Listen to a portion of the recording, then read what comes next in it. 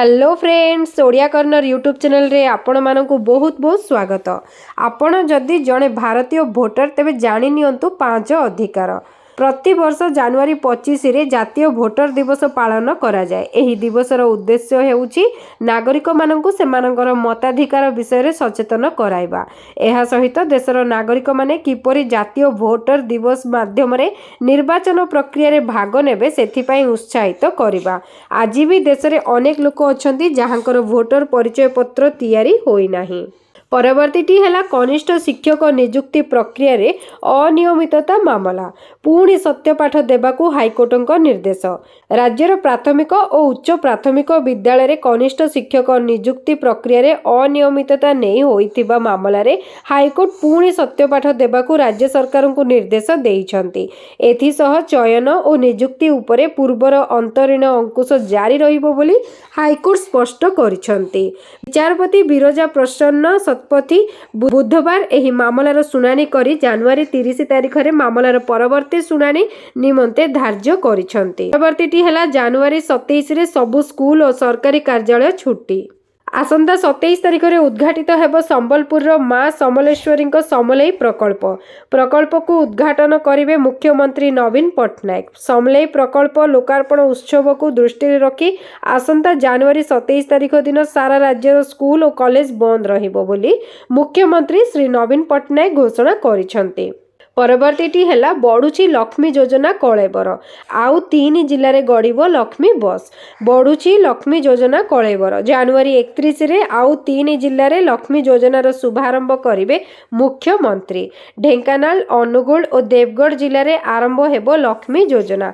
ढेंकानाल रे चलिबो 55टी बस, सेहीपरि अनुगुल रे 26 और देवगढ़ रे 17टी बस चलिबो। परवर्तीटी हैला 3 रे संबलपुर आसिबे प्रधानमंत्री।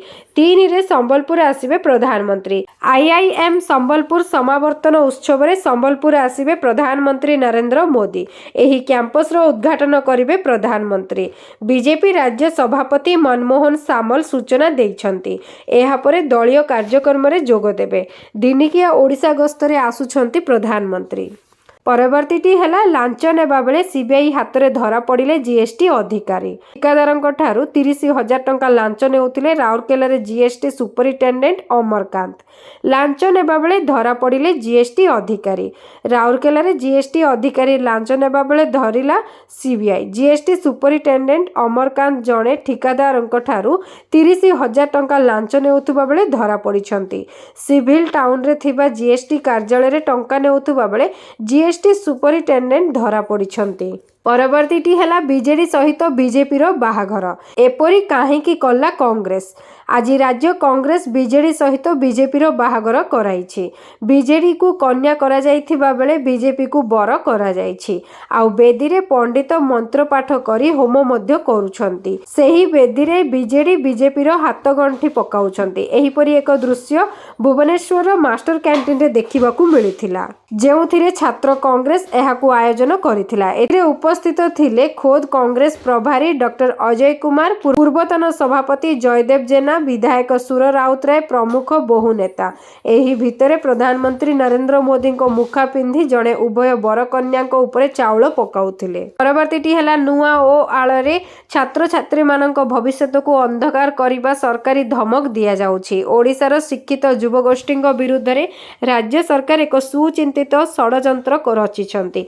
गोटे पटे चाकरी आशारे हजार हजार पढ़ुआ युवगोष्ठी आज राजरास्ता रे आंदोलनरत। अन्य पटे राज्य सारा समस्त कॉलेज रे पाठपढ़ा बंद करी परीक्षा बातिल करी नुआ ओ को बाध्यतामूलक करी शिक्षा व्यवस्था को नष्ट करुछंती। फकीर मोहन विश्वविद्यालय रे नुआ ओ पाई दुई थर परीक्षा बातिल करा जायछि। गंगाधर मेहर विश्वविद्यालय रे नुआ ओ पाई मध्य परीक्षा बातिल करा जायछि। परवर्तीटी हैला काली राज्यर विभिन्न स्थान रे कोहला पाग सह हालुका वर्षा संभावना। ओडिशा उपकूल बंगोपसागर सक्रिय थिबा गुरुचाप बलय एवं दक्षिण छत्तीसगढ़ और एहार आखपाखरे सृष्टि होइतिबा घूर्णिबलय प्रभाव रे सारा राज्य रे लागी रहिछि कोहला पाग।